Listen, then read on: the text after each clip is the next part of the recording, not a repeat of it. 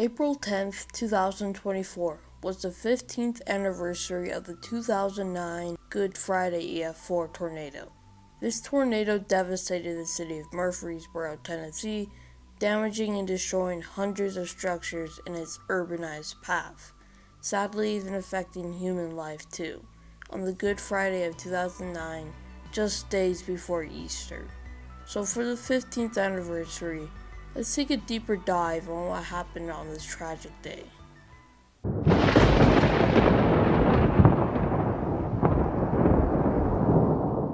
A good place to start off is to see what caused this situation to unfold in the first place. So let's go back a day to the 9th of April, where a strong upper level trough with a surface-based low pressure system was present over the plains. At the same time, we also have a dry line setup taking shape in Texas and Oklahoma as the Gulf of Mexico's moist air and the West's dry air meet up. With these in place, we can expect some storm initiation along the dry line as the low pressure system moves in. It's also important to note that the trough and low pressure system brought along wind shear in each layer of the atmosphere to support tornadoes. But we need more in order for tornadoes to thrive in this situation. We need our cape and warm temperatures too, which we do have. Our temperatures are in the 60s and 70s, and the storm's fuel, the cape, has values well over 1,000 joules per kilogram, all thanks to the region's sunny, warm, and humid environment east of the dry line. But another thing we need to keep in mind is the cap. Now, the cap is another boundary where it keeps storms from becoming explosive, acting like a cap, hence the name. But basically what the cap is a layer of warm air in the sky that holds things in place. But again, thanks to the heating of the day, it got warm enough to erode this cap in this case. And once the cap breaks, storms can explode. So basically, if we have all of our components ready for tornadoes, it's really up to the cap to see if the wannabe tornadic thunderstorms will have a high enough ceiling for the storms to grow and become tornadic. As I just said, the cap did break, so a dangerous day of severe weather was expected to happen. The National Weather Service gave the region a moderate risk for severe weather, including a hatched 15% chance for tornadoes, mainly in Oklahoma and Arkansas, with storms expected to fire early in the evening on the 9th. Now this was just the beginning of our long journey of the harrowing 2-day outbreak ahead. And on the 9th, a total of 23 tornadoes touched down after the storms rolled through the area, including 3 EF3s and an EF2 that went through downtown Shreveport, Louisiana. Thankfully, not too much damage occurred in downtown Shreveport. However, one of the EF3s tracked through Mena, Arkansas, where unfortunately 3 lives were taken.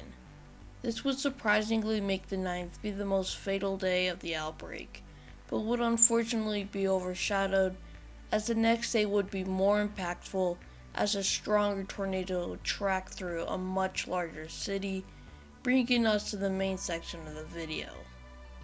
As the city of Mena, Arkansas and other nearby impacted areas were in recovery mode from yesterday, the storm system kept moving east, with new storms producing behind the old ones.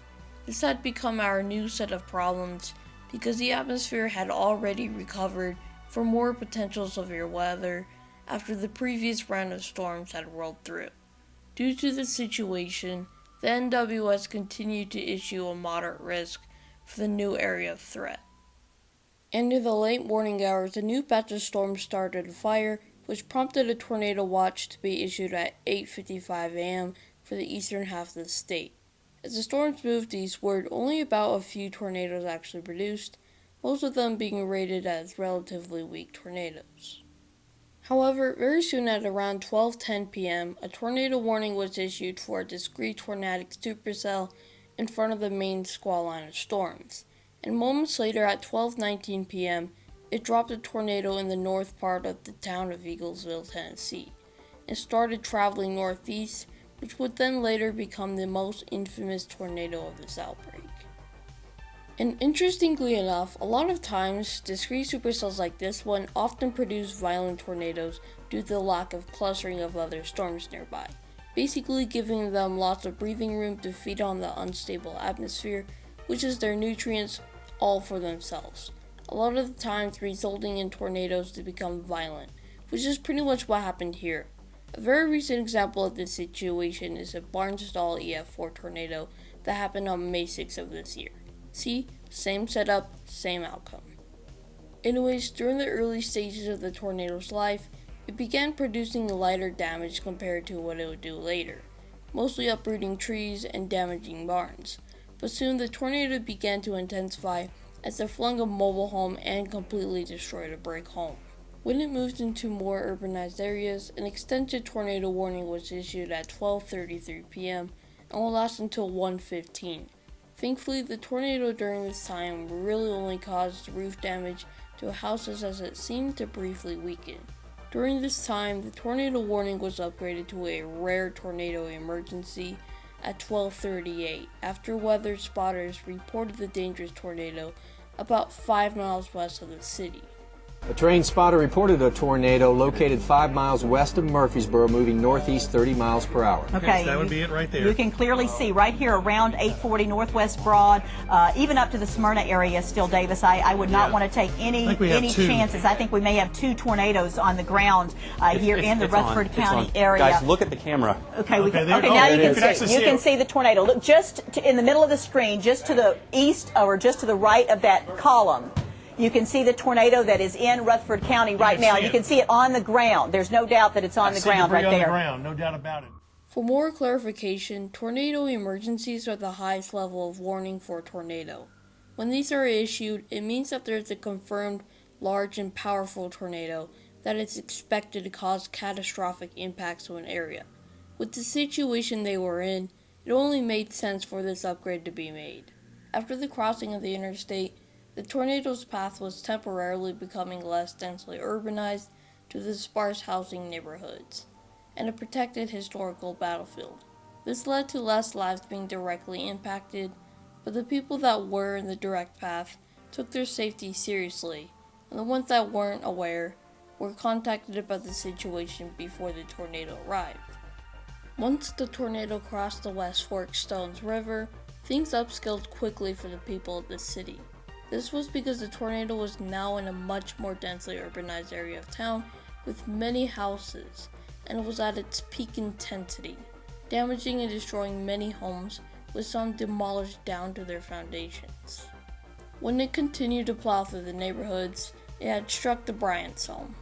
Here is where it devastatingly took the only 2 fatalities of this tornado, a 30-year-old loving mom and her 9-week-old baby daughter.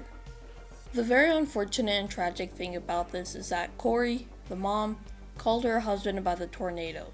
He then proceeded his way home, and they began to take all the tornado safety precautions you would follow during a tornado.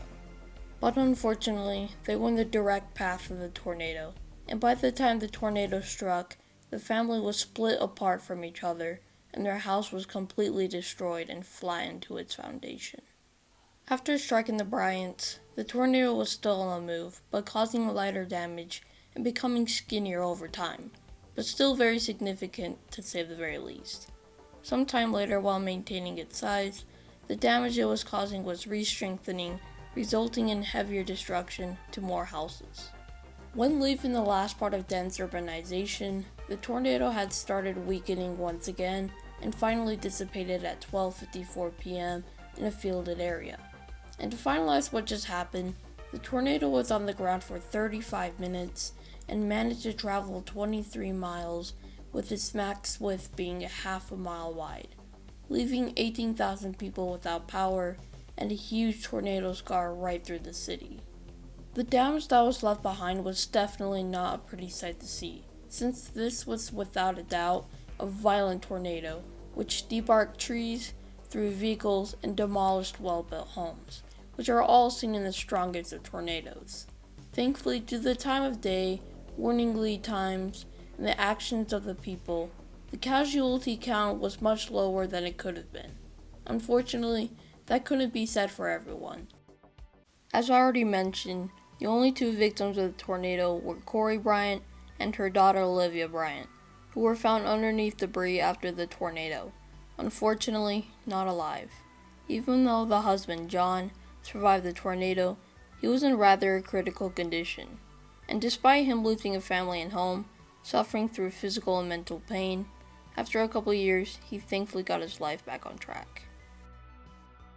Once the tornado and search and rescue was over, the local NWS had gotten out to survey damages for the tornadoes that happened.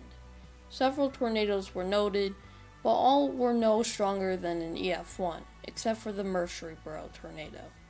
During the survey in Murfreesboro, very high-end damage was reported along this stretch of land, including the tornado's peak intensity.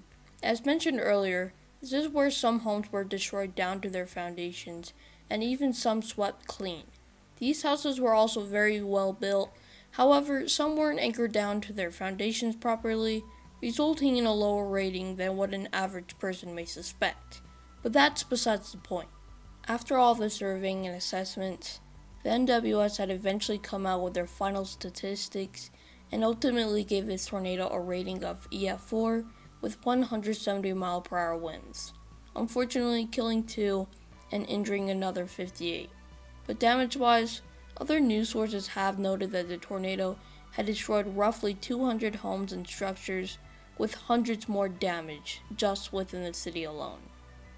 But throughout the years after the tornado, the city had rebuilt, and today the scar is pretty much gone, only with a few vacant lots left to remind us of what happened that day.